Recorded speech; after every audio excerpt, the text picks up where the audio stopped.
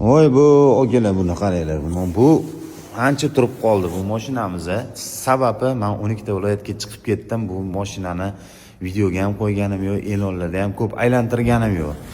Men sizlarga bu mashina haqida tushuntirib beraman. O'g'illar, agarda 10 ta yaqin og'aynilarga, do'stinglarga jo'natib qo'yadigan bo'lsanglar, bu mashinani zo'r skidka qilib beraman. Boshlang'ich to'lovini 1,5 ming degandim. Agar meni obunachilarimdan bo'lib keladigan bo'lsanglar, men sizlarga boshlang'ich to'lovini $1000 qilib beraman.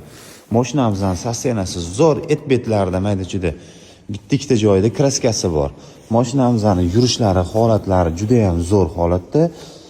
Olasizlar, faqat haydaysizlar. Mashinani yana bitta-ikkita joylarini tushuntirib o'taman. Obshipkalari hamma narsasi zo'r joyda, torpedkalari ham, mashinani bilasizlar-ku, Optra. Agar bilsanglar, Optrani kimdir tushunsa, buni mana yaxshi mashina. Kuzovlari baquvvat bo'ladi-ku, buni tushunsanglar ham. Men bu Spark puliga berib yuboraman. Olasizlar, faqat haydaysizlar. Agarda meni obunachilarimning ichidan 10 ta odamga jo'natib qo'yib, like bosib, podpiska bo'ladigan bo'lsa, shu 10 ta odam ichidan bittasini tanlab, o'zim obunachilarimga boshlang'ich to'lovni $1000 ga qilib beraman. Olasizlar, faqat haydaysizlar.